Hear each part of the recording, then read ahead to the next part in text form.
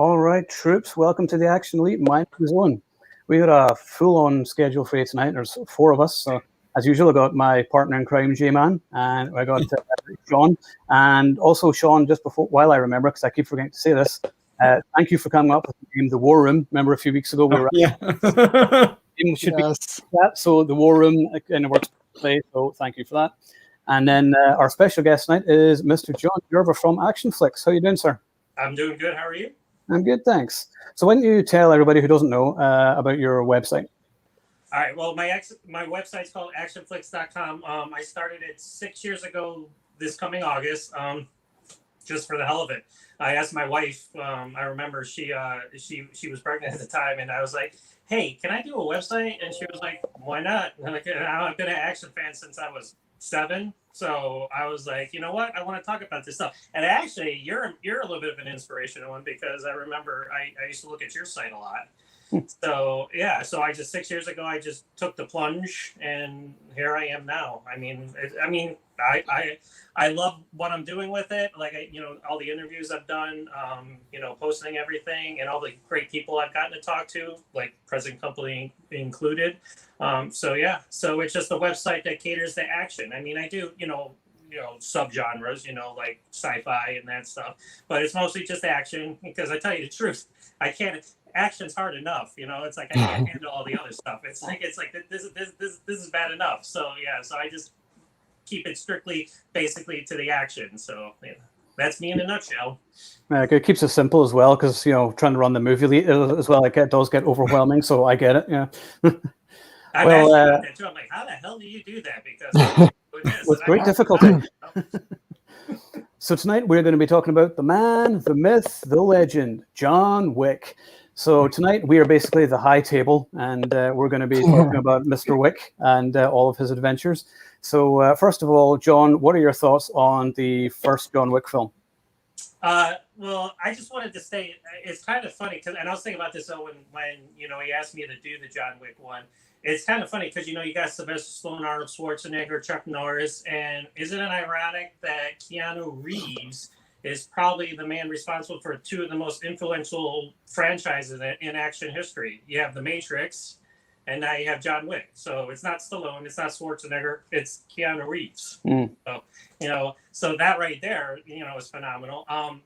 So like the first time I saw the movie, I saw it on opening weekend, just like everybody else.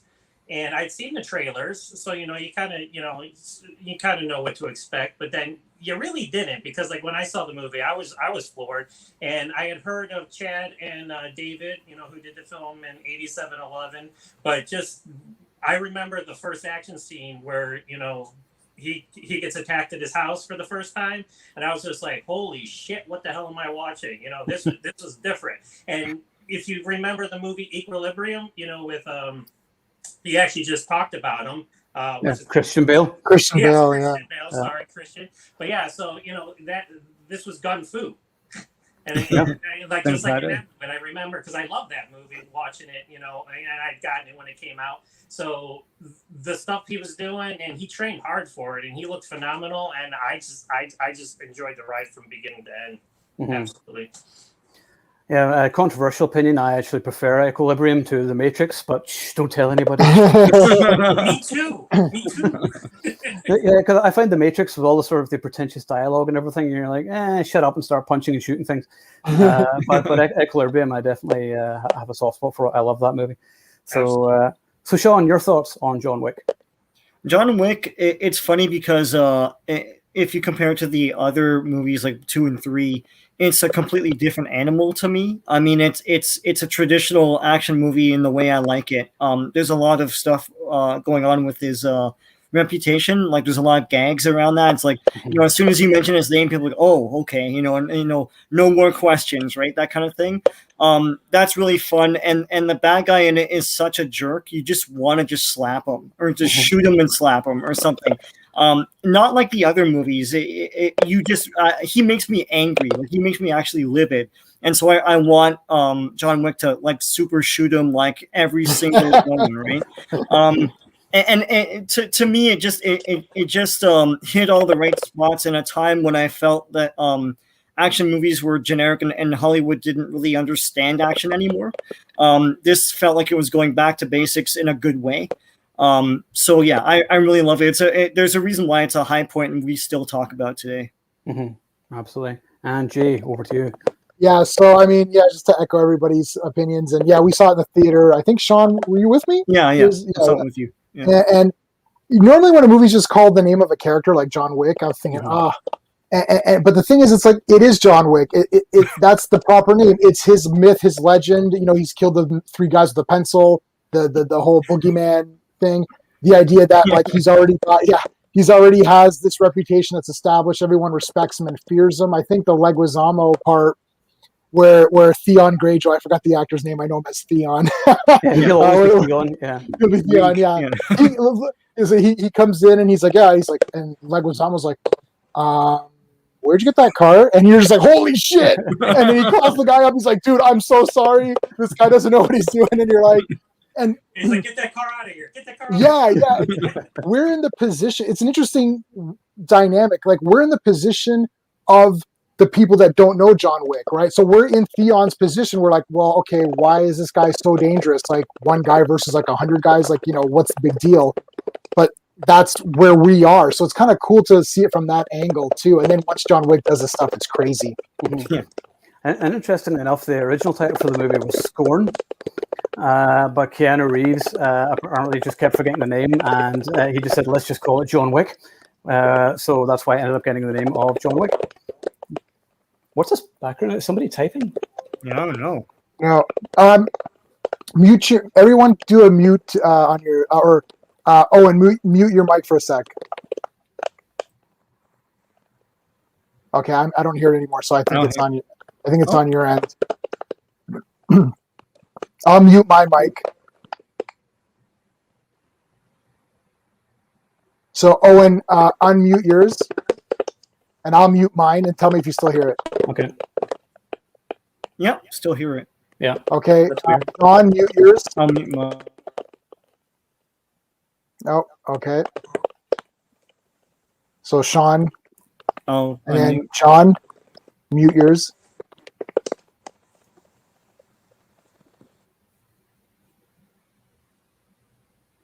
So yeah, maybe it's John. Maybe there's something with John's mic.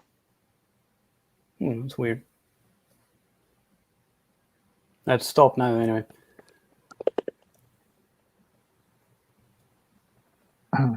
Okay. All right. Well, it seems to be okay now. So sorry about that, folks. Technical difficulties. I'm still hearing it, but is everybody else hearing it? Yeah. Yeah, I'm hearing it. I hear you. Okay, hold on. Let me try. Something here. I just muted you, John, for a second. So okay. I'll unmute you in a second. Then, Anyway, sorry about that, folks. So the film was initially supposed to be called Scorn, but Keanu Reeves kept forgetting the name, so that's why they ended up calling it John Wick. But I think the name John Wick is actually like a better title.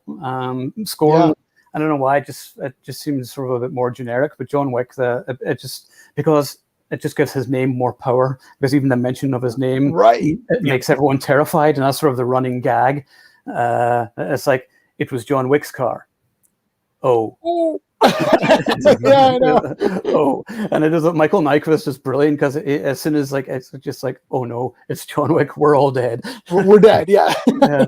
So I just love that it's like the bad guys are terrified of the hero, and like I can't really think of too many times that happens where normally they're arrogant or whatever else, but in this case they're all absolutely shit scared as soon as you hear the name John Wick. So it's like this running gag throughout. Yeah, and that builds the character. That's what made it super interesting and elevated it beyond just like, oh, it's an action movie where we know the good guy's going to win. I like that they're scared of him. I remember I think Invasion USA was the last time I remember where the villain was scared of Chuck. But that's Chuck Norris. So everyone's scared of Chuck Everyone's scared of Chuck Norris. It's time to die. But yeah, and I love that, this is the Keanu Reeves role for him, like this, I'm just like this, stoic guy or whatever, and I just trying to lead my simple life. And you don't want to get him to have he doesn't do too much like acting in it, not to sound rude, but like it's just like he doesn't just need to. He doesn't need to. Like it's perfect for him. It's like he's got his face, he's got his look, and he's always like kind of angry. It's like perfect. Yeah, that was always sort of one of the things where I mean, even by like the third film, you're like, okay, this guy doesn't really have, much of a personality, but that's not the point. It's sort of like his reputation and the fact that he's just this force of nature, this killing machine that can't be stopped. And that's what sort of makes him so interesting. So, sorry, I see Severio's commented here. So you're the first, yes. My favorite franchise currently. It's probably the best action franchise right now. There's very few in terms of franchises that are particularly memorable right now.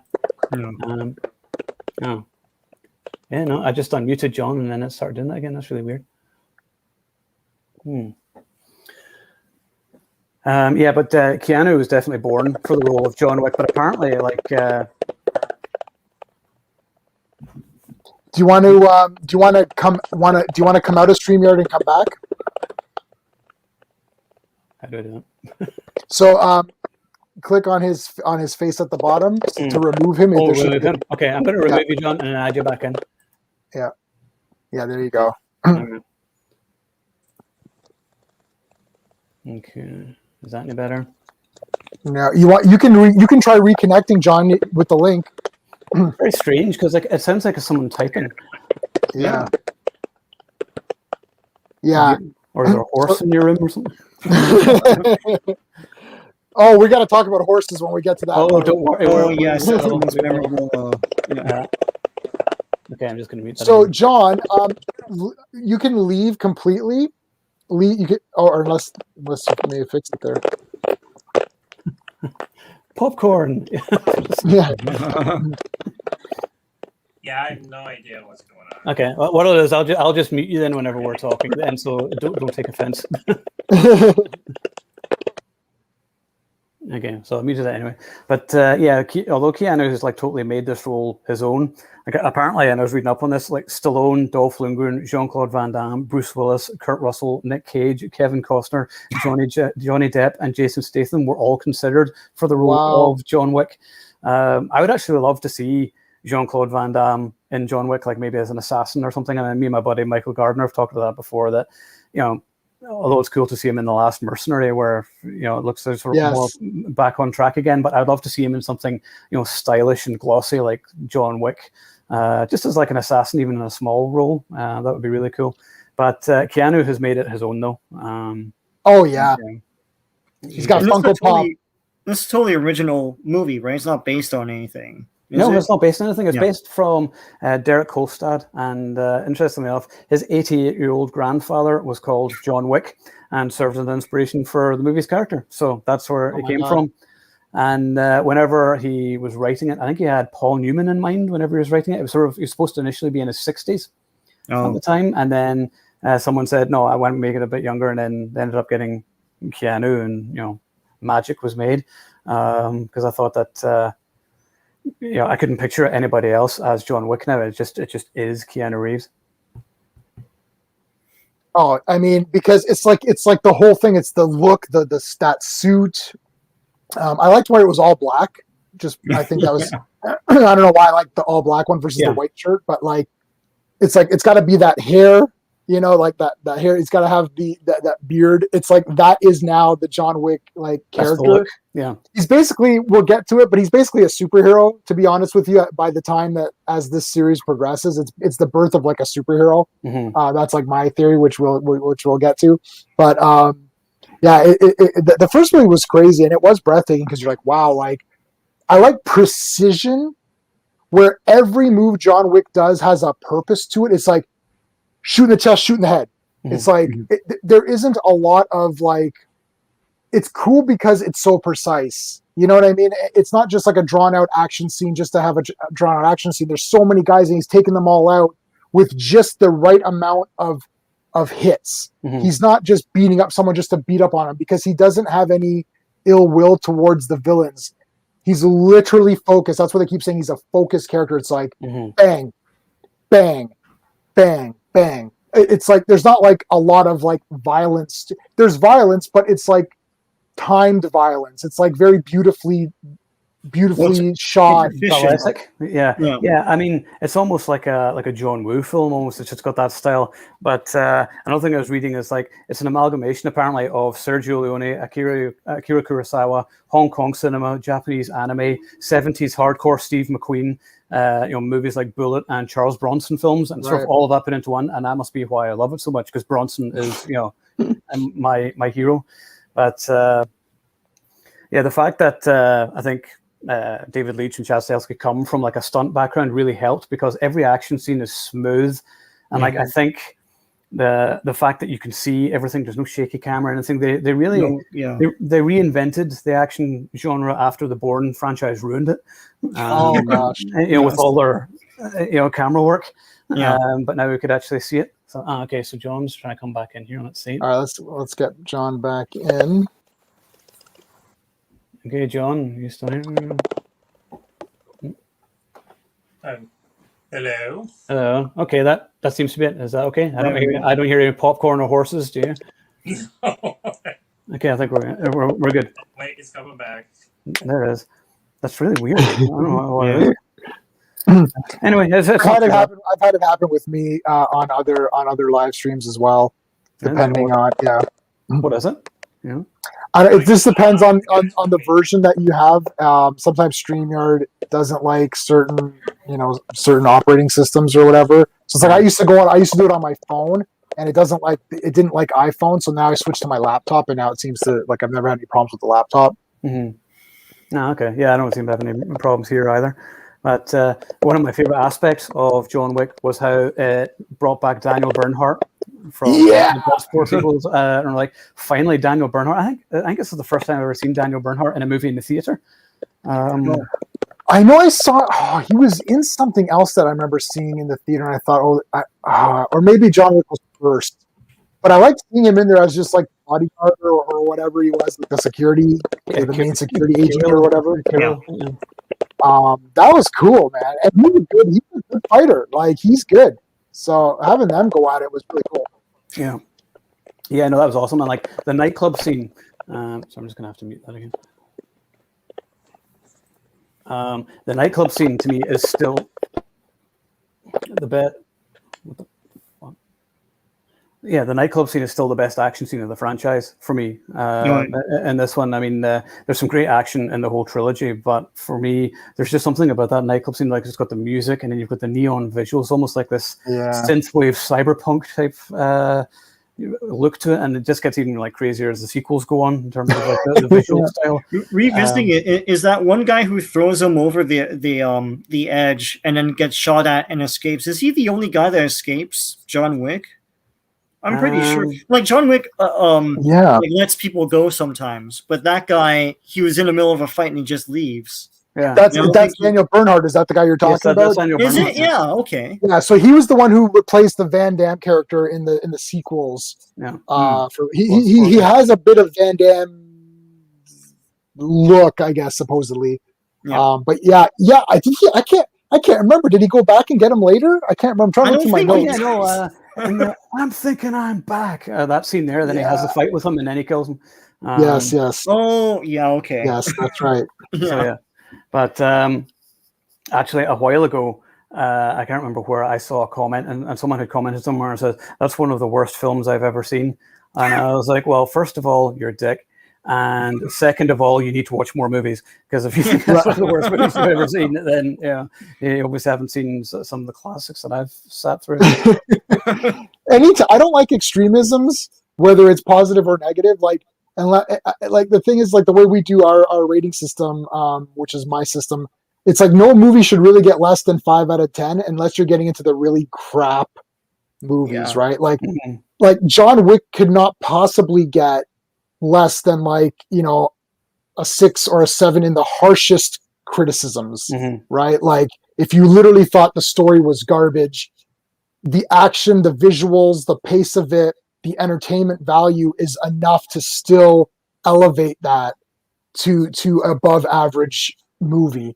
I think it's genius, actually. Like, I don't know, like, I love it. It's memorable. I mean, like most Right. movies nowadays kind of aren't, but they make a lot of effort in the artistry and the way it's shot. And like, I mean, that club scene you're talking about, that kind of defined the franchise. After that, they tried to Right. top that with all sorts of other crazy, visually crazy areas, so you remember all the characters, you remember all the action scenes, you remember some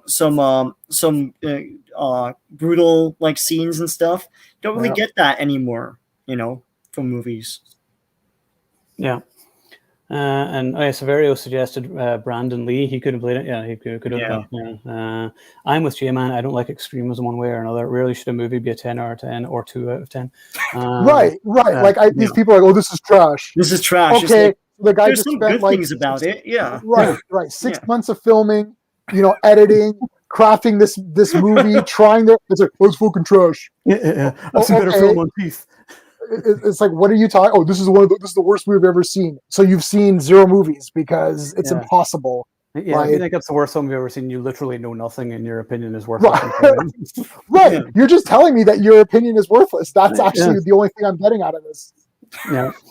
What I love about the first one, and why the first one is my favorite, is because the heart it has to it. They kill a puppy. You don't kill a puppy, and because they do that, he can do anything to any of the bad guys. Fuck these guys. You all deserve it. Yeah. And they absolutely deserve it. Theon Greyjoy is just so hateful, and Alfie Allen is his real name. But he's always going to be poor guy. Sorry, dude. His real name is Reek. Yeah, sorry, Reek. Yeah, poor Reek. Oh man. But dude, killing a puppy is. I'm not a dog person. I know Sean has a dog. Look, I'm not a dog animal person. I honestly, I don't care. But the thing is, it's like there's no reason to do it. They're there. They're there to steal the car. Look, knock the fellow out. They think it's just a random guy. Knock him out. Steal his car. Then this bullshit of kicking the crap out of the guy, then killing his dog. I'm like, this is like completely uncalled for bullshit. So John Wick now has an open ticket to literally destroy your lives. It's like, I don't care about any of you pieces of crap in this movie. This was the only one in the franchise. And Sean, I think you mentioned this, where the villain, I really was like, F this villain. Yeah. These guys are pieces of trash. And I was gung-ho to have John Wick just kill everybody. Yeah. There's more of a visceral hatred towards that character than the other villains of the franchise. It's like, they're like a Karate Kid villain. Right. Get their ass kicked. Interestingly, I've been doing all kinds of research whenever I've been watching this, and the be seeing you, John. They always say that, and that's how I'm going to have to finish all of these live streams from now on. But it's a reference to television show The Prisoner. Residents of the village use the phrase "be seeing you" regularly in reference to surveillance that serious protagonist is under. Yeah, that's what I do in the end of my live stream. They be seeing, and this is what they do in Prisoner. I just finished Prisoner today. Really? The last episode just today. Yeah, be seeing you. They stole that for that Watchmen HBO show. Wow. Did they use that as their symbol or whatever, the bad guys? Anyway. Kind of doing that it's sort of like dickhead. Yeah. It's supposed to be everything's okay, but we're watching you. That's what it means. It's like that's what we say, the be seeing you. Yeah. Two of my favorite characters in the movies, on all three, are Lance Reddick and Ian McShane. Lance Reddick is Sharon, and then Ian McShane as Winston is like, Jonathan, what have you done? He's always love him. He never seems to age or change. Like I've seen him in movies for like 1,000 years, and he looks exactly the same. He used to be in Miami Vice. He's in a couple of episodes of Miami Vice. He looks exactly the same. And you notice he pays the coin. Everyone gives the coin. Yeah. And that's where you got to pay the coin to cross the river Styx. Yeah, Sharon. That's how you have to pay the coinage. Which that's cool. I like that. I think like people love the MCU or the DCU or whatever else. I like the John Wick universe instead, the Continental universe, where you've got the coins and like the assassins and the hotel, the rules and the consequences, the blood prints and stuff to mark your. I thought that was wicked. I got to get one of those. Sean owes me. I drove him around for many years. Sean, you got something on that thing. And you know how they've been talking about the Continental TV series? Oh yeah. Yeah, Oh, so wow. they're doing a spin-off. Yeah, that was my idea. Oh my God. And I remember whenever I interviewed Keanu Reeves and Chaz Stahelski and David Leitch in the hotel that time, and I suggested to them, and I was like, "Is there any chance you could do like maybe a John Wick TV series, but you call it Continental, and you focus on like the hitmen and people in there, and you sort of have an expanded universe?" And then Chaz Stahelski was like, I like where your head's at, man. He said, that's a good idea. So, Oh my God. and then they've announced it. Where's my check? Where's my check? That's my Give me idea. the check. I'd say the only thing about that is that they went all in on the Continental and the whole underworld of these assassins and everything, and it is interesting. But to me, and maybe it's not a problem, but to me the problem was that it changed everything in that John Wick is now the ultimate iconoclast. Like it's all just rules shoved down everyone's throat, and he's the one that goes against it all the time. And reaps the consequences of that. But it's always, but some of the rules are just like sitting as an audience member. I'm like, what the hell? Another stupid rule? It's like, guys, you have to calm yourselves down. It's like without the rules, blah blah blah. I know, but still, it's like way too much going on, right? No, they're like these big evil assassins and evil scumbags, but they're gonna follow the rules. It's like you don't follow the rules in real life, so like in society, why should I follow your rules? I like the one guy who heals them, and I think is it two where he's like, okay, rules are rules, shoot me here, and then like, you gotta shoot me again, shoot me here. Yeah. Hold on. So Severio's got to go. Sorry, I can't stay and ask questions and comment live. I'll watch the rest later. Okay. Thanks, Severio, thanks for coming by. A little while, and we will chat soon. Take care, and welcome back, John. So that seems to be sorted, so we can hear you now, and there doesn't seem to be any. Yeah, and there doesn't seem to be. You got rid of the horses. So that's fine. There I am. What I miss? Well, I was saying how. The Continental TV series, which they're working on, was my idea. I mentioned that to Keanu Reeves and Chaz Stahelski and David Leitch when I met them a few years ago and interviewed them for the first John Wick. And I said to them, why don't you do a TV series called The Continental and focus on like the hitmen or whatever else, and then you could have special guest star Keanu Reeves. And Chaz Stahelski was like, oh, I like your headset, man. And then Keanu was like, whoa. Well, they could have something where Keanu, they show a part of the movie where Keanu comes in and then they pan away from him and zoom into someone who's like sitting down and smoking, and then it's about that guy. And it's their story. Yeah, it's their story. Yeah. It's almost like the Star Wars cantina. Yes. Yeah. Yes. You can even set some, you can even set some exactly in the movies, like what else happened in the Continental this night, Right, right. Yeah. Adrian Pilecki could come back and be like, I liked her, man. She looks way better with dark hair. She was awesome in it, yeah. I've seen her. Orville, but... Yeah, and I only found this out. I did not know this until I read about it. But Kevin Nash, who plays the big bouncer, and he was told the reason his character Francis the bouncer was allowed to live. Nash said that when Wick mentions he had lost some weight and Francis stated he had lost 60 pounds, Wick was asking in code how many hostiles were in the building. Francis's reply was 60 because he provided the information to Wick and he was allowed to live. Oh, damn. Damn, that's so good. Oh, I got goosebumps, man. Because when he let Kevin Nash live, I was like, yeah. I just thought they were friends. He's like, I'm working tonight. He's like, thanks, John. And he lets him go. I was like, yeah, that's so damn cool. But then making that a code is even damn better. That's genius. Yeah, I didn't even notice that until I read up about it. And I was just, I love finding out little Easter eggs like that. I just thought that was really, really cool. And Daniel Bernhardt's character, Kirill, there was actually a short film made after, but someone else was casting. I remember it was just called Kirill. Do you remember that, Johon? The short film. I did. I actually shared that on my website, my older website. I did. Yeah. The guy on Paul, what is his name that did the movie? He friended me afterwards on Facebook because I did that. Mm-hmm. That's right. Yeah, I remember that. Yeah, I think it was pretty good. Yeah, and once again, just expanded the whole universe. So, does anybody have anything else you want to say about the first movie? Will we move on to chapter 2? Well, John, you didn't get to say much. So. I did. Yeah. No worries, man. I'll make it up hopefully with number 2. All right. So, and no, that's one thing which I wanted to ask. What do you think his impossible task was? That's what I want to see. Remember, they kept talking about the impossible job. He killed all his one guy's opponents, right? In like one night or something. Yeah. Is that one? Yeah. Well, wasn't that the one where it was with a fucking pencil? Yeah. I think he did it with the pencil on that. Yeah. I love how we get to see that in the second one. So speaking of the second one, all right, let's go on to that. So John, now that you have the con, go for it. Well, obviously they had a bigger budget for number 2. So like, the beauty of number 1 is, it came out of nowhere and, it was a sleeper.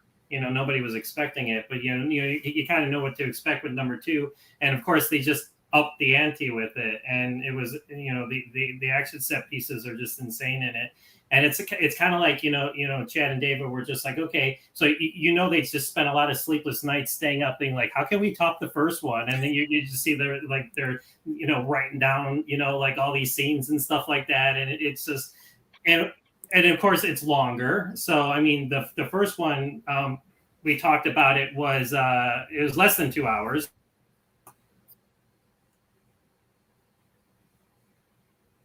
Is anyone else stop hearing him?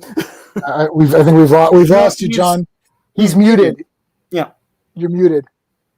Hey, you muted yourself. There you go. Okay, so less than 2 hours was the last thing you said. Yes. So, and I remember talking to some people when it came out. Like a lot of people that I talked to actually didn't like the second one because, like, they said that it lost the essence of the first one. I don't know if any of you guys agree to that. Anybody comment on that? Maybe. I don't agree with it. I mean, the first time I watched it, I loved it. Then the second time, I was like, I didn't love it so much. And then when I watched it the other day, like I actually love all three for different reasons. But there's some like great action in this one. I love the opening scene with the car, where the car is basically a weapon, and he's just like slapping guys around with the car. The action's cool, but like the villains aren't as scared anymore. No, I think that's the charm that's gone. Mm-hmm. So, well, here's what I'll say, and I was actually thinking about this when I was trying to get my computer to work. Vigo, I liked Vigo, the bad guy, and I think Santoni, the guy in the second one, I thought he was just a douchebag. Santino D'Antonio.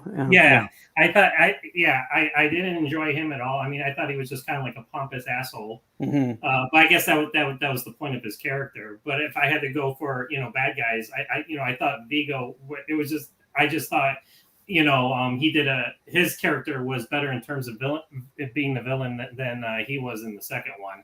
Mm-hmm. But just going back to, I remember, Owen, you did the review. I don't know if it was for the second one. I think it was, but you were saying how, John Wick, his character wasn't as interesting as the people around him. Yeah, that's always the way. Yeah. No, I was saying that earlier that, he's not a particularly exciting character himself and he doesn't have much of a personality. Oh, did you say that already? Okay. But he's sort of a force of nature. He's just a killing machine, basically, rather than, someone with a personality. But he'll just bring out the photo of his wife every so often just so you remember what it's about. And then you're like, oh, okay, he's still got a heart. Now, also, let me go back to the villains. Like, I like Common. Like, I thought Common was awesome in their scenes together. I thought it was great. And, consider it professional courtesy. I love that part. And then when he sticks him with the knife, he says the exact same thing right back to him. And it's funny, though, because you never see him die. He's just on a train with a smirk on his face, knife sticking in his aorta. So it's like, he can come back. Rumors that he was supposed to come back for the third one, but it never happened. So I don't know if he was supposed to and it never happened, or was just a rumor flying around, but you never see him die. Yeah. So I don't know, like, if maybe he'll come back later on, or if they have, something in the wind. But I love his character. Ruby Rose, she could have been in it or not been in it. I didn't mind her in this, actually. I thought this was one of the few roles I liked her in. Normally, I'm like, why is she in this? But in this movie, she didn't bother me, probably because she was a mute and she didn't have any lines. She had no lines, but I don't know. I kind of liked her. I liked that she was kind of arrogant, and then just John dispatched her pretty easy later on. But what enough people don't give credit for, though, was Franco Nero was in it. Yes. Django himself is in it, and in the Rome scenes, and I remember I was in the theater, and like it was really quiet, and then I was like, oh, "There's Franco Nero." Like, most people probably don't know who he is. So, but that was awesome. I just loved all the scenes. But I liked how this one took the action international. We got to see like the other places and see the Continental in other countries and everything. So, so Sean, what's your thoughts on the second one? It's cool in that it goes international, and this is the one that everyone after part one wanted more continental and more of the world of John Wick, and so they opened it up big time in part two. But the villain isn't. I mean, I remember Zero from part three more than I remember Santino. The villain isn't that interesting. I guess while they were making it, they just didn't think to make him give him some more to do, perhaps. Some way to endear himself to the audience. And it's not as imaginative as 1 and 3, but it's not that it's a slouch or crap or anything. It's just it's got a lot of action. You mentioned the opening sequence. That's awesome. When he uses his car as a weapon and smacking people around. All that's cool. And his house blowing up is awesome. It's a great action movie, better than most. Just not as good as parts 1 and 3 to me. Yeah, I think I'd actually agree with that. Yeah. What about you, Jay? I think every scene is a masterpiece. I love part 2. I never saw part 2 or 3 till you called me to join you on this.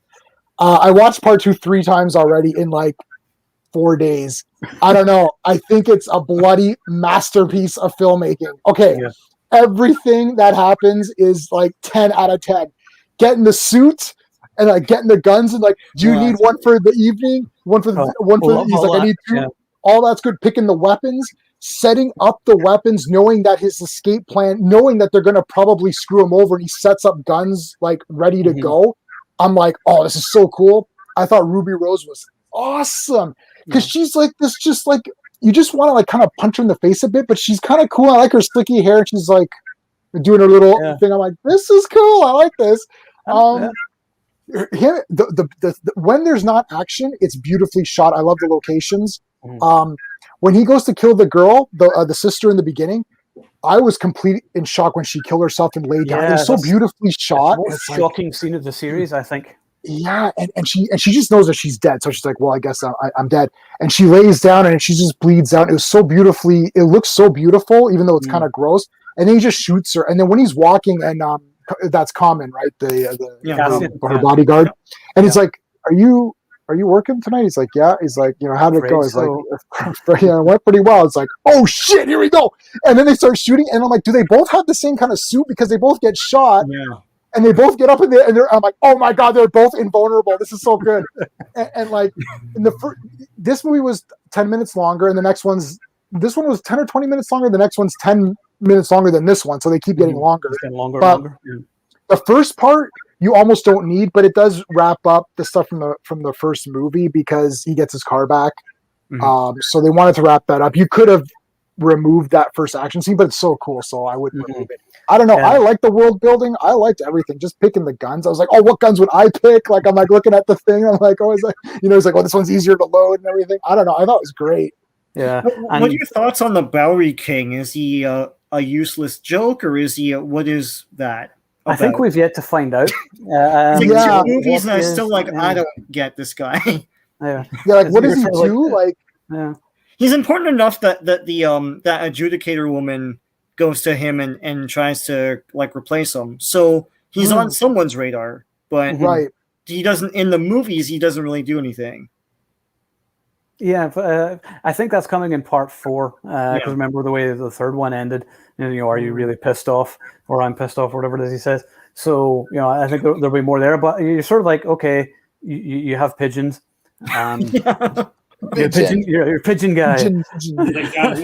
Yeah, it's a John Wick thing. Yeah, but he's sort of the eyes and ears of everything, and he's helping John on his way.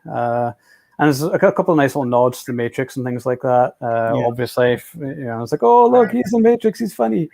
There's that. But I think I'm going to go into a limb here. That these are the most beautiful, stylish-looking action movies ever made. I can't think of any other franchise that looks as good as these. I agree. Yeah.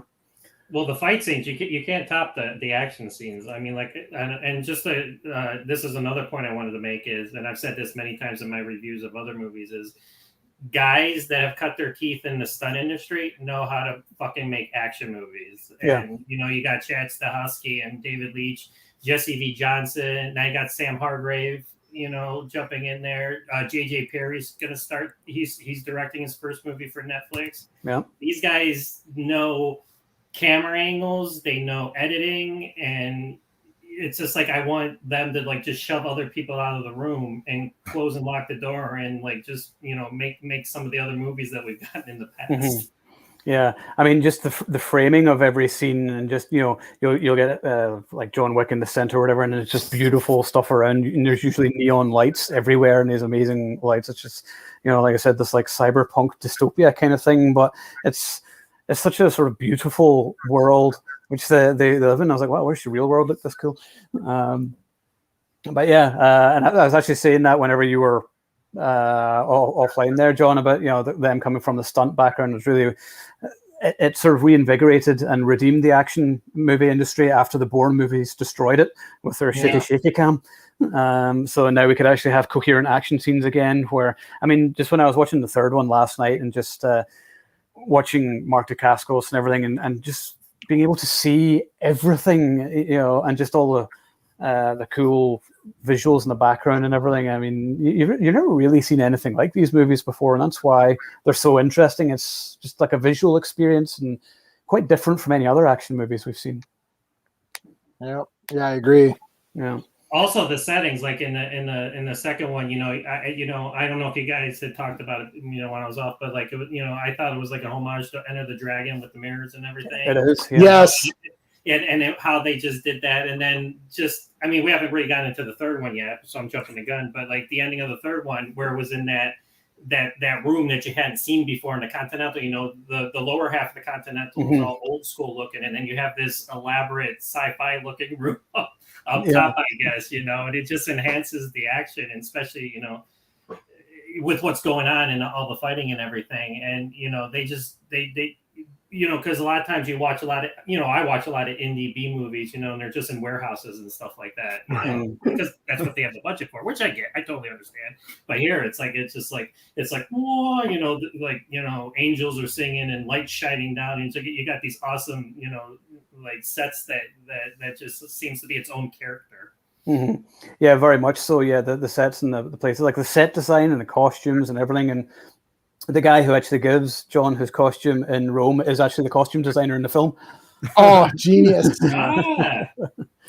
So I was going to say about that scene, like, you're right, J-Man, that whole sequence, like the armoring stuff, like he goes, you know, can I have a tasting, right? And I love just the enthusiasm on these people. It's like, might I recommend this thing? Oh, you know, what about these two things in combination? And all that. I love all that stuff. There's so no action going on. It's just guys being really enthusiastic and loving their job, right? Yeah, it was great. Yeah, that gets you pumped up. So even when there's no action, there's something cool going on. Like the first movie is very short, compact, get down to business, you know, take care of business, TCB is what I say. And then the second movie, because it's a little bit longer, but it does have stuff in between where you're like, wow, this is really just nice. It's nice to just kind of see the thought process of John Wick himself. He's not like the third one is literally just him standing and running the entire movie, which the part 3 is the Halloween 2 to John Carpenter's Halloween 1, where it just continues right on, and then you can almost splice them together. But like, I like taking a time out to like, okay, let's pick the weapons. Like, you know, there's a thought process. Like, this weapon's going to do this, and this one's going to do that, and I need this one here because there's going to be more people at this stage, so I'm going to need to have more like a better gun at this stage. I liked all that. Yeah. Oh, yeah. Also, I love how there's no police in this world other than Jimmy. Is it Jimmy? You working again, John? Like, yeah. Jimmy. Oh, okay. Noise complaint, you know. Noise, yeah. Oh god, I never mentioned in the first one, David Patrick Kelly showing up from the Warriors. Come out to play. And he had a scene in the second one, but it was cut. Yes, it's on the I deleted saw his name scene. in the credits. Yeah, and I was like, "Oh, why'd you cut him?" I loved his character, and he's not in the third one either. So it was just the first. So I hope they bring him back because I love just seeing him back in it. Because like the guy when I spoke to Leach and Selsky, we were talking about him in it, and they both lit up whenever I mentioned him. We're like, "Oh, everybody loves David Patrick Kelly from Commando and Crow and everything." So they just had to bring him in. So that was a definite highlight. And then there's another. He should be back because he's the cleaner. Right? Yeah, he needs to come back. Right? He's got a lot of cleaning to do after these 3 movies. I don't think he can handle it. He's going to have to outsource some of it. There's no way those 3 guys are going to take care of all that. There's like 400 dead men in Rome, and you're like, how are we going to hide this from the cops? Yeah, I mean, the thing is, which I've heard some people say as a complaint, but it's a deliberate thing, so I actually love it. The fact that it becomes really pure fantasy.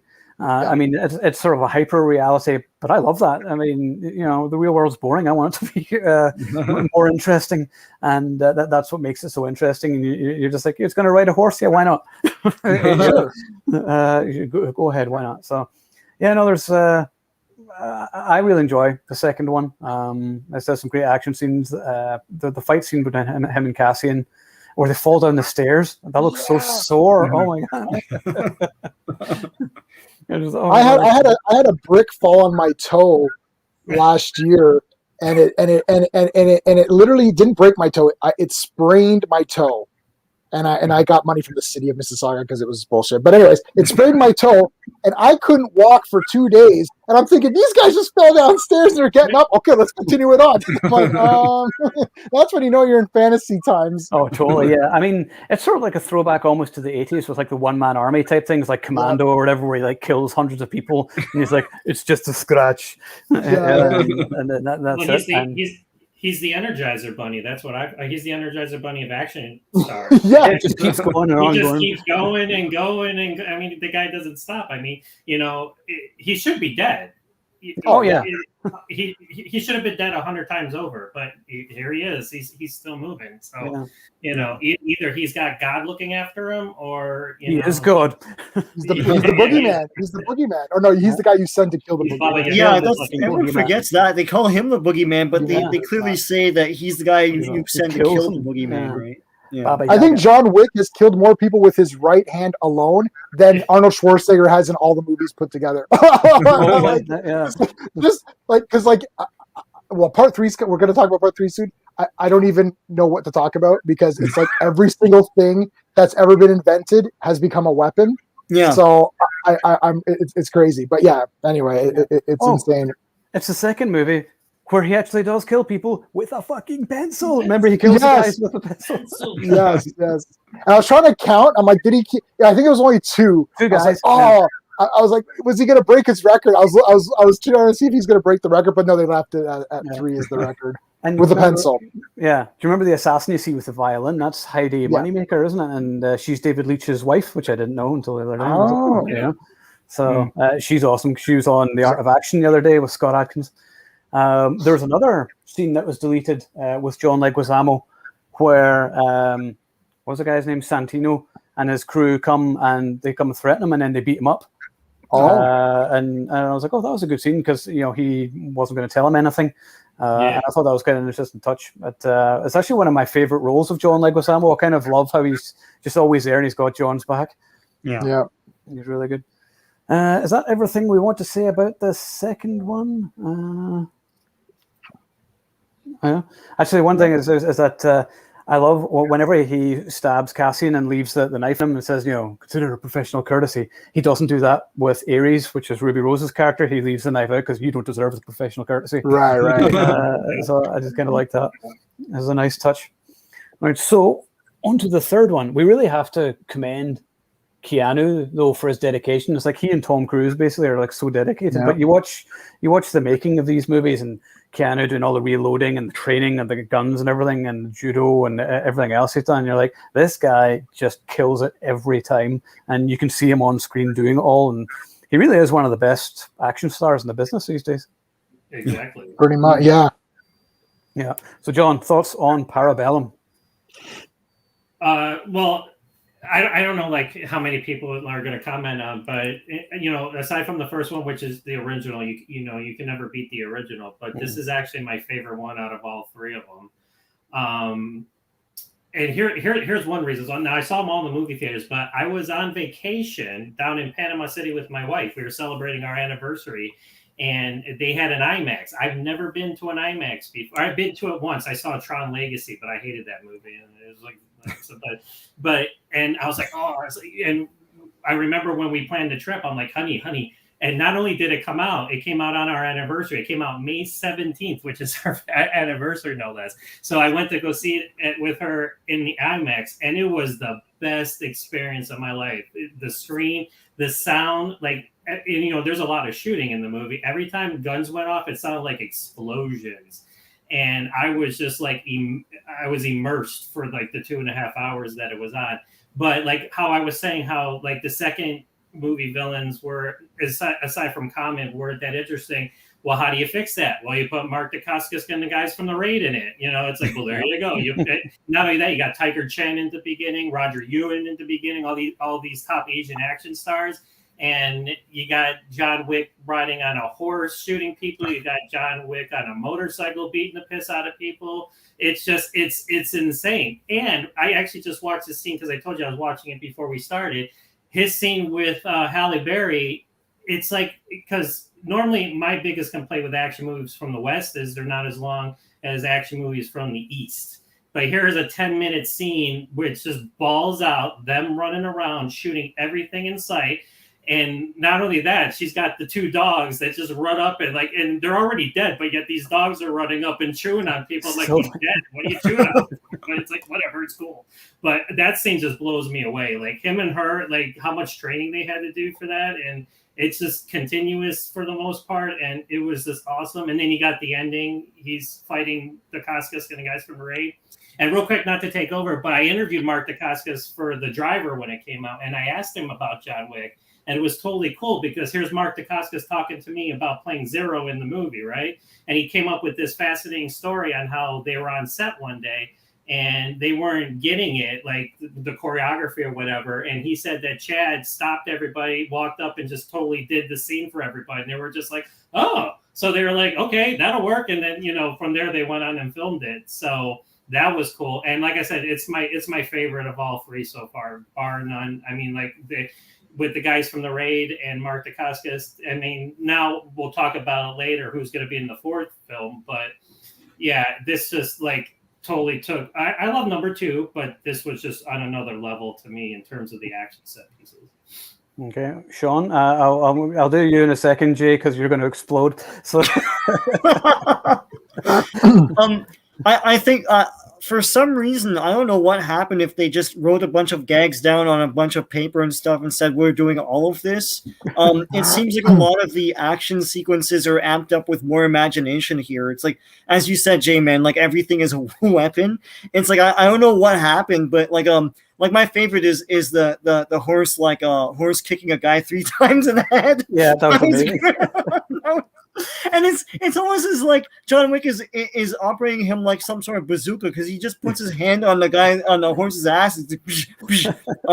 It's awesome. And like that last part where they're in that crazy glass area, there's no reason for that room, but like they're like, oh, it's a big tranquil room, whatever. It's like it looks awesome. Yeah, it's crazy. It's peak John Wick lights and glass like aesthetics. It's amazing. Yeah, I think I just feel this is more memorable than 2. I mean, 2 is awesome, but like I even like Zero is kind of goofy, but like he's charming. It's like he's trying to kill him, and then later on he's like I'm a big fan. He's like, is that the dog? Like you just love him, right? And fanboy, and he's like I'm just catching my breath, and then he totally dies. I like it's just more charming and endearing to me. So yeah, I really like 3. Mm-hmm. Okay, Jay. All right. Okay. I apologize in advance.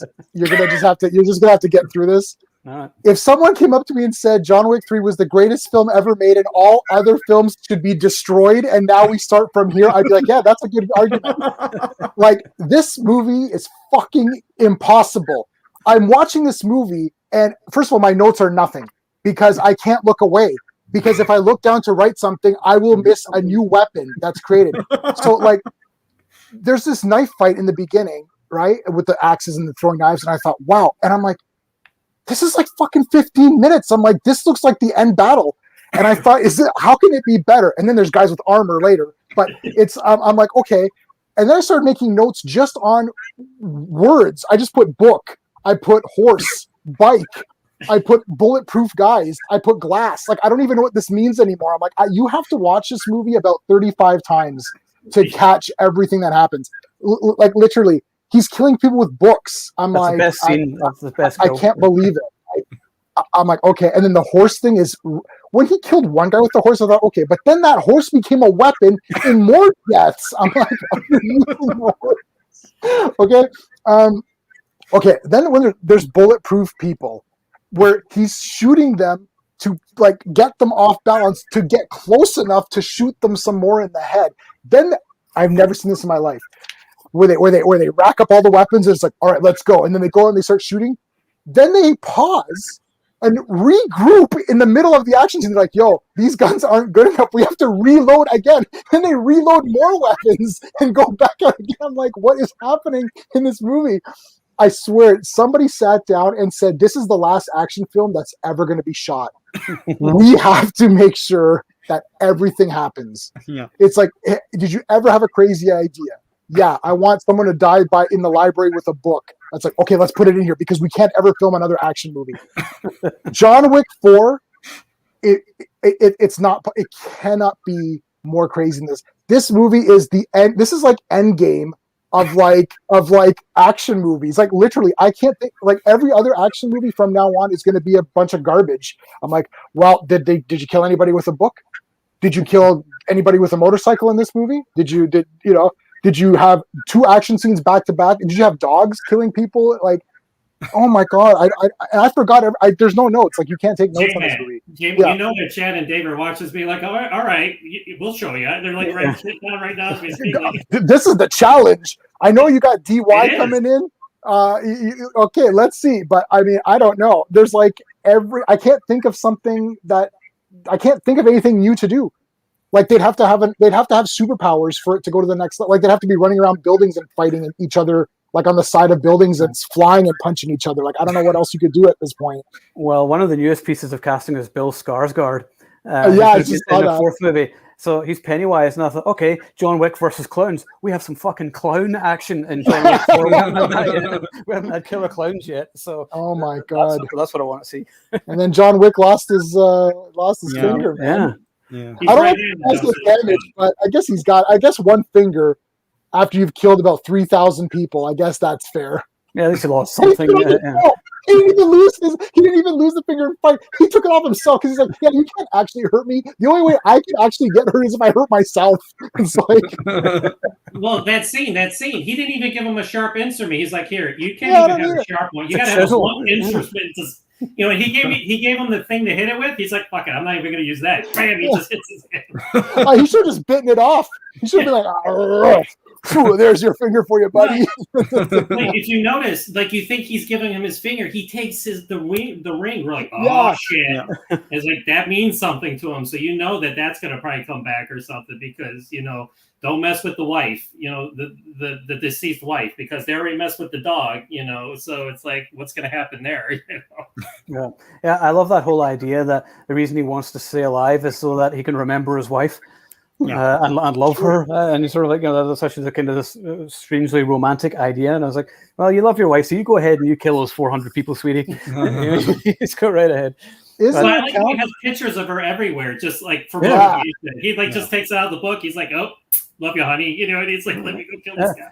He's sitting in the toilet, take some toilet roll. Oh, hi, honey. He's hitting it everywhere. Yeah. Just get a tattoo or something of her face. Or it's funny. I'll always say that the Theon Greyjoy was the most hateful villain of the first. I hate the Adjudicator in this one. Thank you. Yeah. I love the part where she's like talking to Winston and he just hangs up on her. My wife loves that part. We just laugh every time we watch that part. Best scene ever. It's like, shut up. I'm sure the lady's nice in real life, but she was freaking annoying. Oh, so hateful. I know. Oh my god. 7 days. You gave, it's like, shut up. Just shut up. It's like she was horrible. I wanted her to die, but unfortunately she drove off. No. Oh, she will. I think her death will be spectacular, and it better be. But yeah, she needs. Well, she yeah, was I thought she was afraid gonna at die the in this one. Mm-hmm. Yeah, I thought she was gonna die in this one. Yeah, because she's like one of the reasons why she was concerned that John Wick left is because he's gonna hunt us down, right? Yeah. So yeah.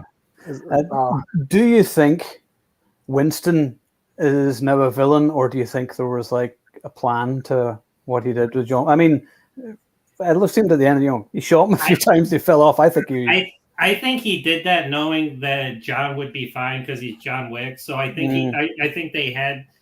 I don't think he's. I mean, I could be wrong, but I think it was just to like make it look presentable to her, and so he could keep operating the Continental. Because let's face it, they need him in there, for a lot of this to work, So maybe that's my feeling anyway. So yeah, I love seeing Angelica Houston in it as well.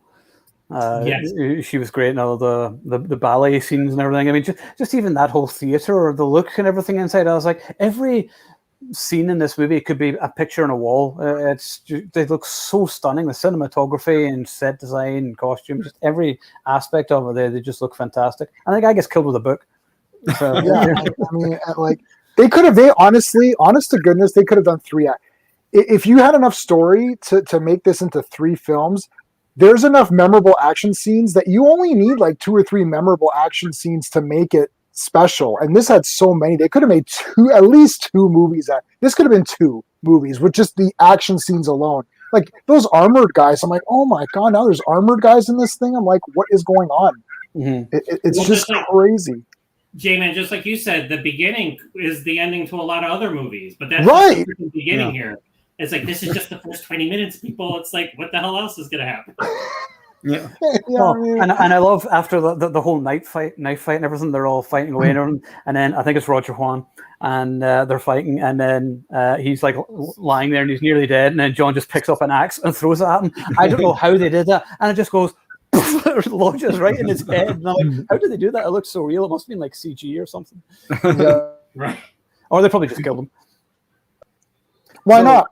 I mean, the stunt people, like, what is the insurance policies? Like, I don't know who these, like, I don't know. The stunt people on this need to win an Oscar. Mm-hmm. Just for, and like, John Wick is now going to be used as an adjective to describe other films. Like, it's going to say, like, there's going to be some movie that comes out and they're going to be like, the review will say something like, rated R for John Wick style action. You know what I mean? Like, that's going to be a thing. Like I used to have this movie book where it actually reviews movies and it says has Godzilla style action or something, right? You're like, okay, so it's giant monsters, or it's like literally John Wick will now be used to describe rating systems. Do you know John Wick? It's kind of like that, right? Mm-hmm. Like just how Die Hard was a thing. Like people would be like, oh, Under Siege is just Die Hard, but it's on a boat, and then the second one's the train, and what? So this is John Wick, whatever, and it's already such an influence. Yeah, if it's assassin related, it'll be John Wick related, which they already have been doing with like, all movies like Nobody and things like that, which we'll get to in a second. Yeah, I hope this influences movies like the Bourne movies did, because I didn't like the Bourne aesthetic, and I didn't like what it did to other movies, including Bond. So if everyone wants to ape John Wick, be my guest. I'm good with that. It's like the pendulum swings the other way now. Yeah, more pretty action movies with coherent action scenes. Yes, please. Yeah, definitely take that. And also, I can't believe I hadn't noticed this before. In the accounts payable, they have Commodores. The computers. Yeah, I noticed that immediately. Yeah, it's like they have rotary phones. They have the big whiteboards, and there's no real computer, and they have those like green and black screens. And it's funny because we had those when I went to school, and they weren't as clear as that. I guess you can't like mimic how fuzzy those screens look. The Commodore was blue and white because I had a Commodore 64 growing up, and it was blue and white. But that was just made for the movie. It's movie logic, so I was like, okay, whatever. It's awesome. Mine was amber. Mine was. So I had a computer. Ones, yeah. Mine was black and amber. In the movie, it was green, but it's for traceability. That's why they use the pigeons. Like nobody can trace. That's why they use those old phones, right? Those phones can't be hacked, right? Yeah. Yeah, that's why they have the flip phones or whatever. Yeah. Also, did you notice Robin Lord Taylor is one of the guys in the film? Yep, I did Penguin notice was that. awesome. Yeah, I did notice that. Pengy. I'm like, why are all these chicks like tattooed, pierced up chicks? It's like, I'm like, what's going on in there? And I'm like, oh, this is like the network. This is so cool. It's like, Yeah. Where can I like, get oh, a job? yeah. I think it's like a job. Yeah, they punched in like, oh, what did you do today? Oh, I just talked to the adjudicator, and she said, John Wick's whatever excavated, or I don't know what excommunicado. And it's like, yeah, I'm like, oh, that's cool. What did you do? Well, it just goes to show you that there's so much more to this universe that they have for us that we don't know about. Like, why are they all tattooed? Like, why are they? Like, does that mean something? Is it like the Yakuza where it means something? But it's just like there's all this. Like the first one, we were saying how it was simple, but like they just expanded it so much, and there's all this stuff that we have no idea what's going on, but we're just going, yep, because we love it. So it's like hopefully they explain it, and but I just thought because I watched the third one today, and I was thinking that I'm like, why are they all tattooed up? It's like every single one of them. It's like there's not one person in this room that doesn't have tattoos all over the place, which is fine. But it's like, does that mean something? It's like, I don't know. Maybe they're marked.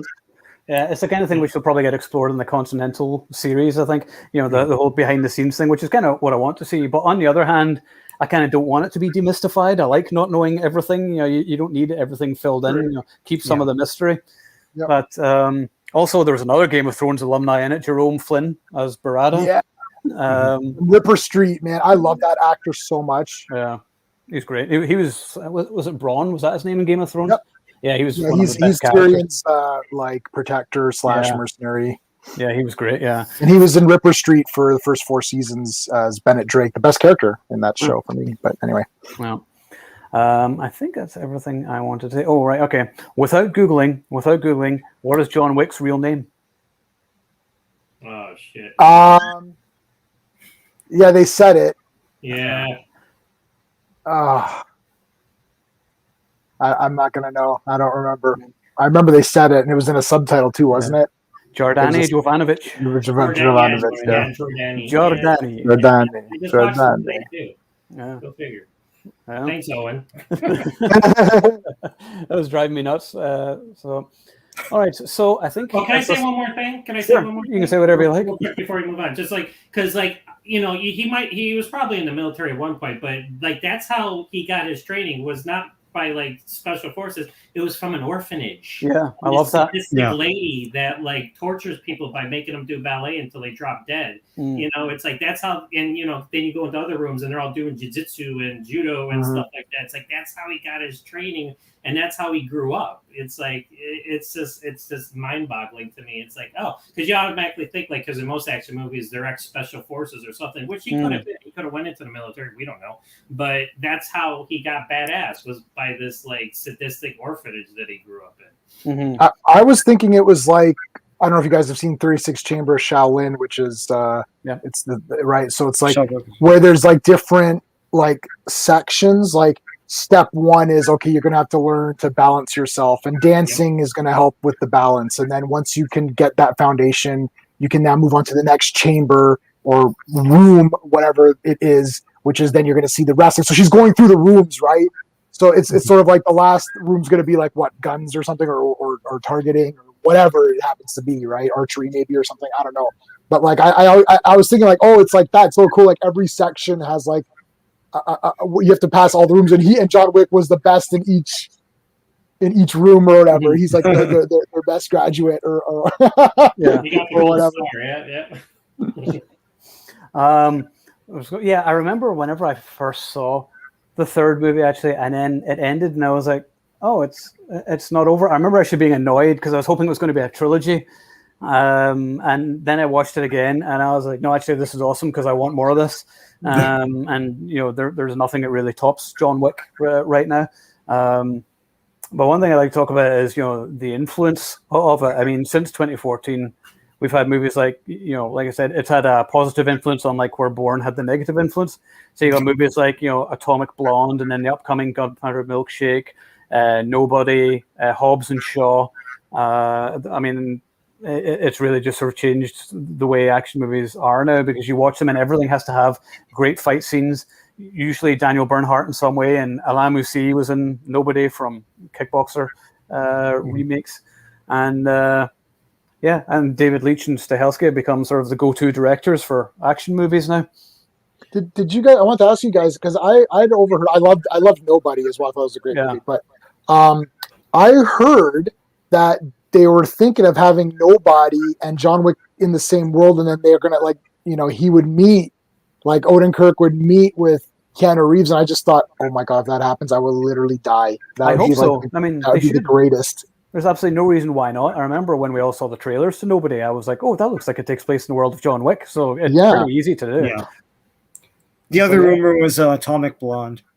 Atomic Blonde. I didn't watch that yet. Is that good? It looks neat, but I wasn't sure. Like the fight scenes the visuals are amazing and the fight scenes are good. Like Charlize is awesome in it, but I've only watched it once in the theater. I bought it on Blu-ray, but I've never had the desire to sit through it again for some reason. I don't know. It just didn't have the same charm as John Wick. Well, David Leitch did it, so that's why Oh yeah. So that's why it's got the especially that one, because it was actually done by another one of the guys that did John Wick. So. Yeah. No, exactly. Yeah. So because I remember they were thinking about crossing over, but she's it was in the 80s, wasn't it? Atomic Blonde, so she'd have to be like considerably older. So I was like, okay, that doesn't really work. But also, like, I don't think Atomic Blonde sort of captured the imagination the way John Wick did. So, I mean, I couldn't even tell you the name of Charlize's character in it. It's Mrs. Blonde. Mrs. A. Blondie. No offense, but no. Yeah. So now on to the one thing we've been desperate to talk about is the casting of Donnie Yen. Who's that? Never heard of him. This is the most spectacular news for part 4. Because now we're finally going to see Donnie Yen in it, and I'm excited. What do you guys all think? Well, here's the thing. What I'm most excited for is he's going to be a good guy, so they're on the same side. So you're going to have these two guys kicking ass together. I mean, oh my God, because normally he'd be a bad guy like Mark Dacascos was, and then he'd have a fight with him at the end or something. But nope, they're going to make him an ally. So as soon as I read that and I put that into I was like, holy shit! I'm like, it's there. Well, there you go. It's like, how do you make number 4 better? Well, you put this guy in. Now all we need is Scott Adkins, and it's like, holy shit, we'd have like the trifecta of like action. Chad Stahelski and David Leitch. If by some miracle you actually see this, why the hell have you not cast Scott Adkins in these movies yet? I mean, he's literally waiting for your phone call. So he is.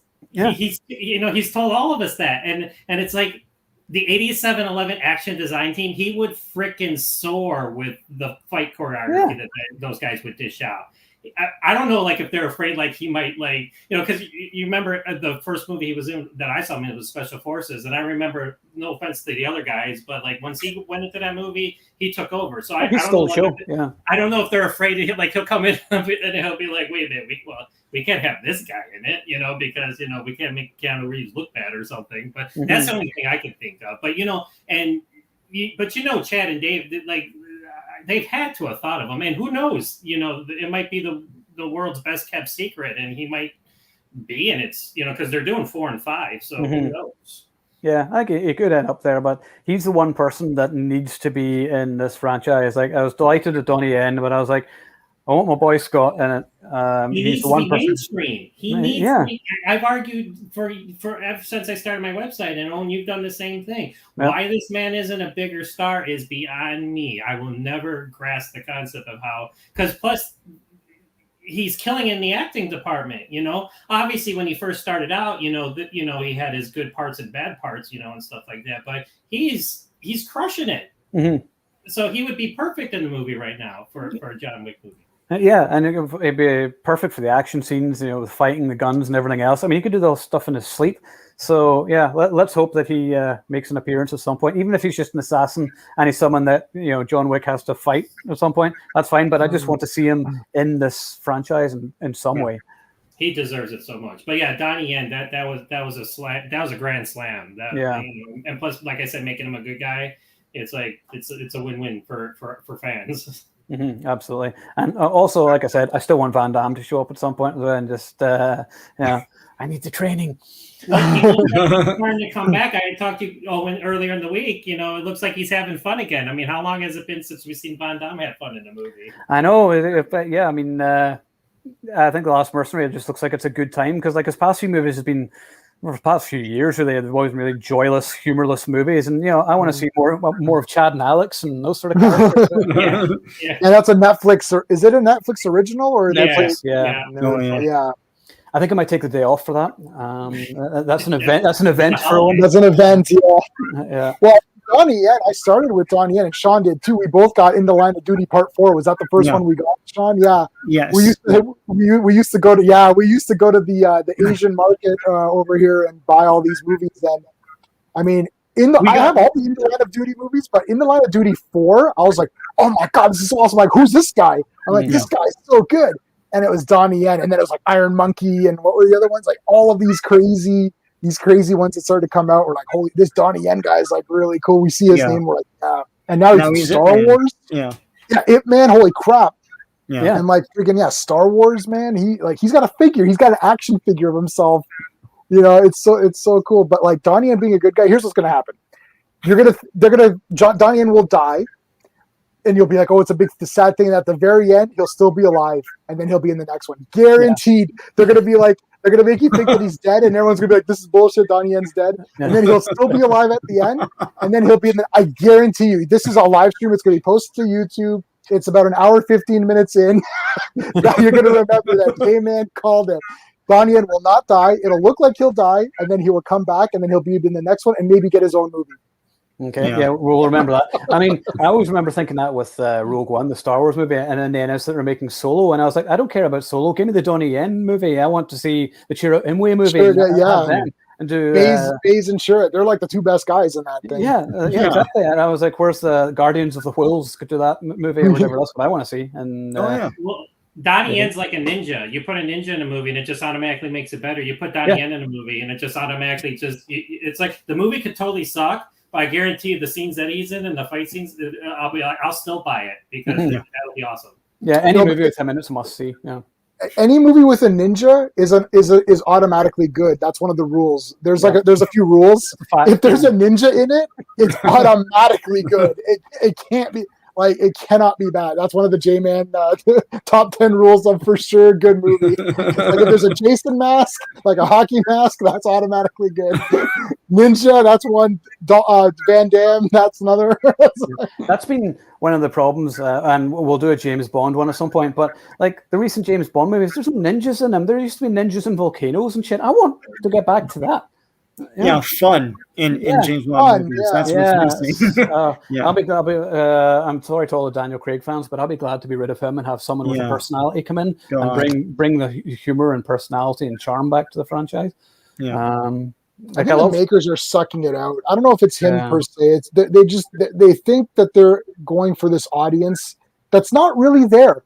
Like, there's a generic audience who'll go watch a movie like, wow, that was cool, and then they walk out of the theater and they go home and then they don't care. Not the I'm going to buy every James Bond movie on Blu-ray and I've got like I've got Roger Moore's autograph or whatever. Like, where are those guys? Like, those guys are like, well, this is okay. I don't know, and they're not dying over it. The Bond fans are not embracing it as much as these guys think they are. Mm-hmm. Yeah, I mean, that's the thing. Most people go see the James Bond because it's a new James Bond film. Let's go see it, and they don't have all the history and everything behind it. I mean, I like study and I'm like, okay, does this guy how close is he to Ian Fleming's description and stuff like this? So, but this is a conversation for another one. So we're definitely going to do a Bond chat at some point. Is that everything we've said about John Wick? Is there anything else anybody wants to say? Strangely, no comments tonight. That's weird. I mean, I saw the first one and then I kind of didn't see 2 and 3. I don't know why we just didn't go. So I hadn't seen 2 and 3 since I just watched 2 and 3 in preparation for this, and I was just blown away. So I've ordered them all on 4K and they're on their way, all 3 of them. And it's just like a crazy action series. I mean, it's so inventive, and it's gotten to it's added something new. Like, this is the example of where people say, well, we need to, turn things around, or we need to do something new, or people are tired of the old thing. It's like, no, they're not tired of the old thing. You take the old aesthetics of what everyone loved and what made action movies great, then add some flavor to it to make it new again. Deleting the past and trying to create something from scratch and brand new doesn't work, because the people who want to see these kinds of movies are rooted in the past. They like the 80s action. Yeah, what is the point? Right. What is the point of making an action movie and you don't want to grab on to the 80s action guys who are still alive? We're all the same age.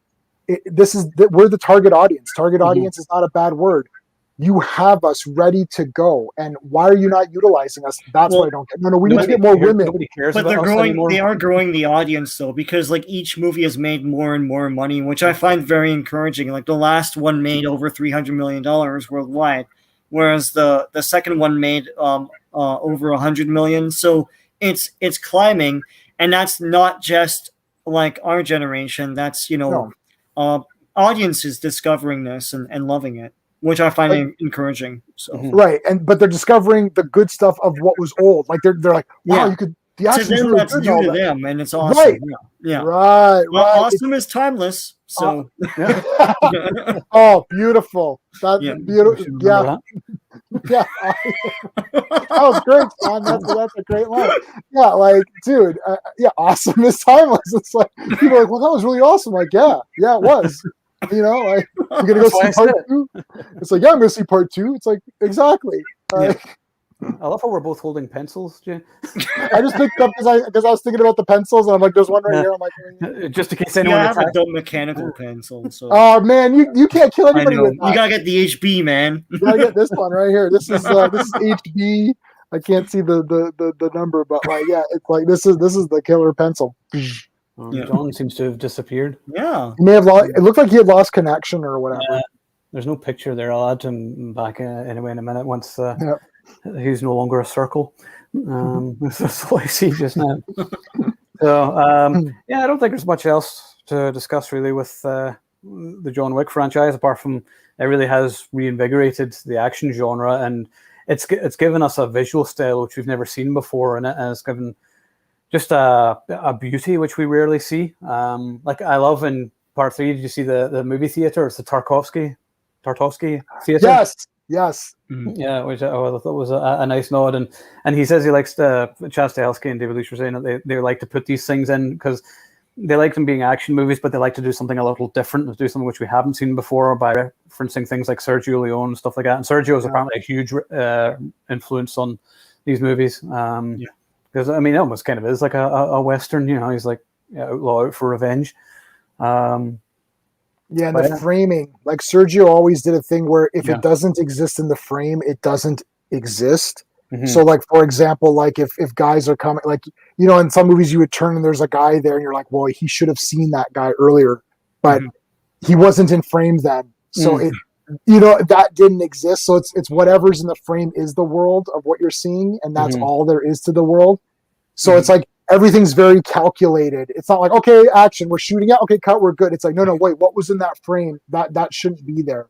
And that's why when you get pulled back stuff, it's like you see fights. It's like, that's where they are. And then guys will come around and you're like, you should have almost been able to see those guys coming from further away, but they haven't entered the world yet, right? So that was sort of that's how you get these people where it's like more guys keep like funneling through. You're like, holy shit, how many guys are there? Well, there's as many guys as it takes because the world is only that square and they can bring more in.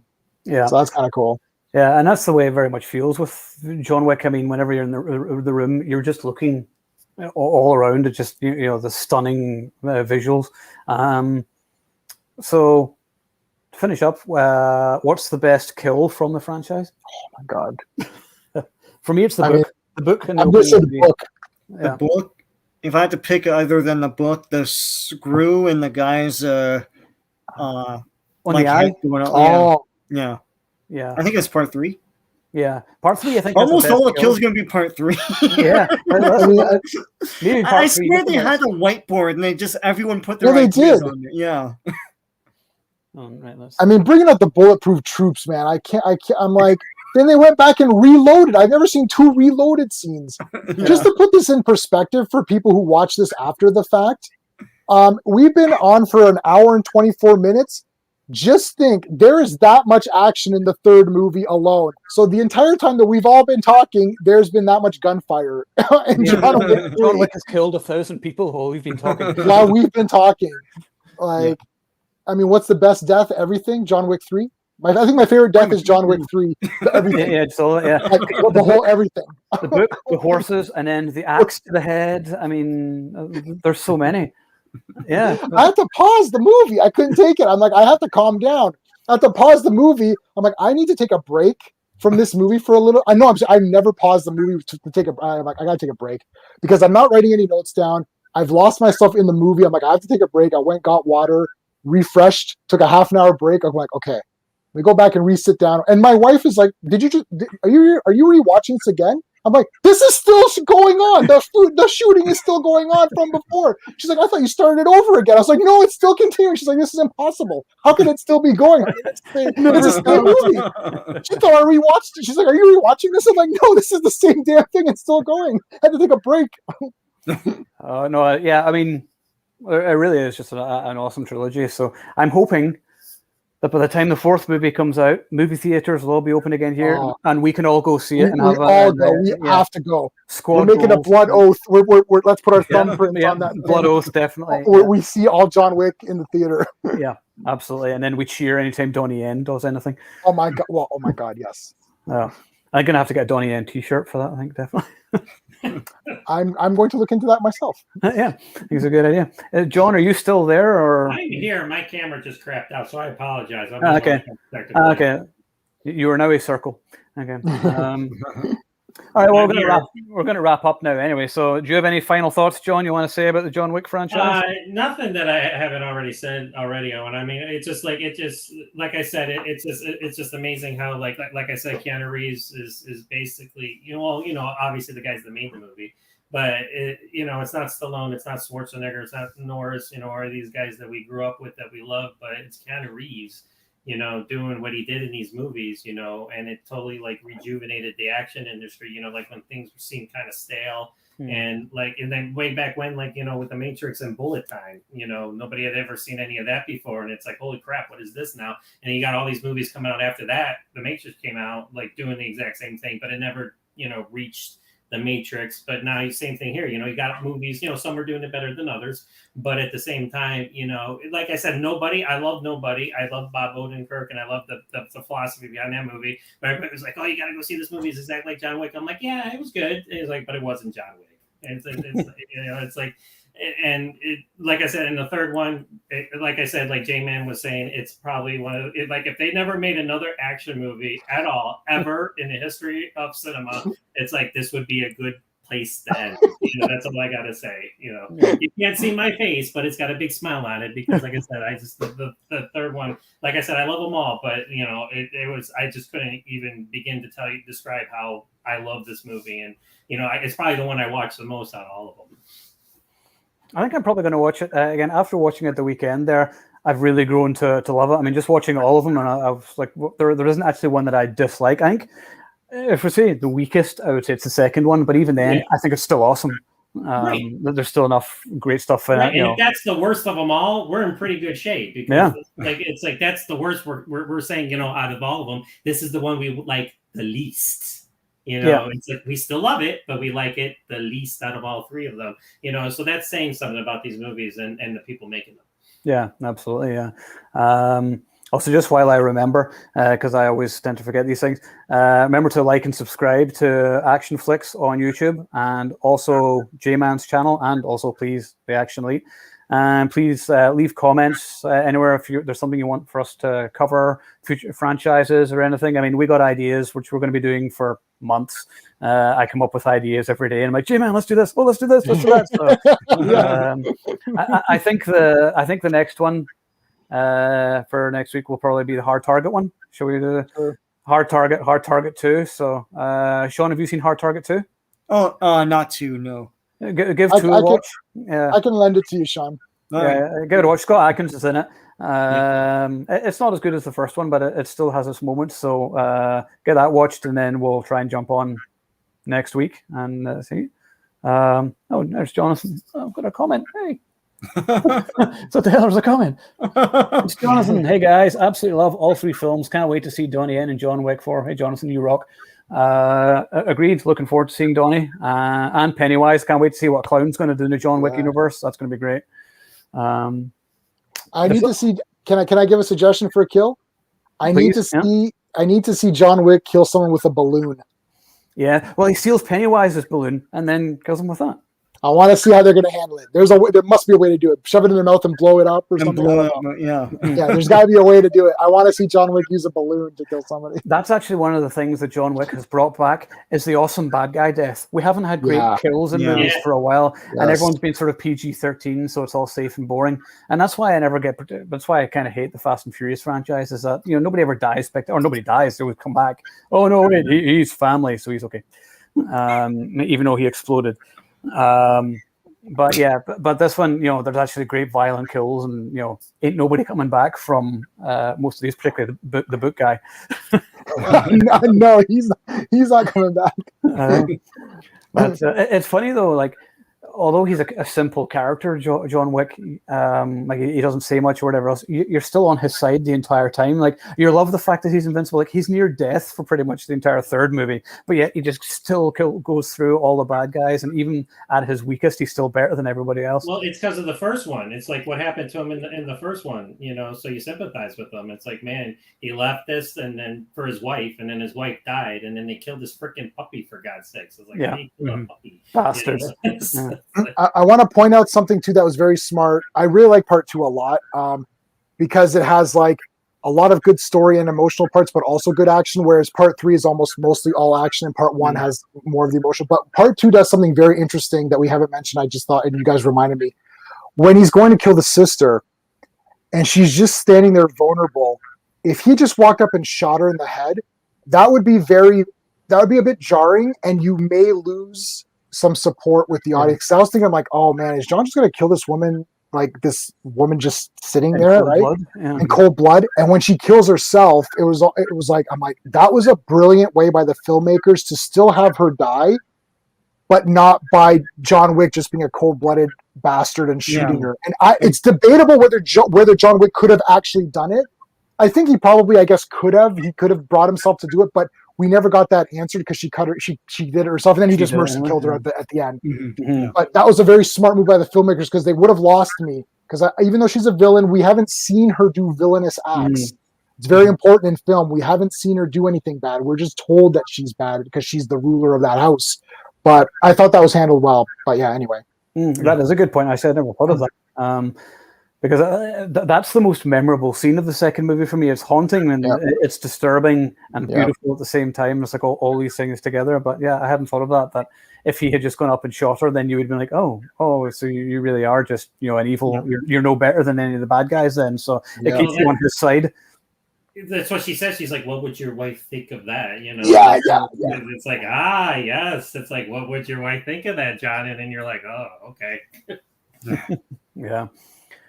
Well, I think that pretty much sums it up. One needs his dinner, so everybody good? You all said your piece, and we're all good to go. All right. Well, be seeing you then, and we'll see you next week. Thanks to everybody, and remember, like and subscribe, and chat next week. Thanks, guys.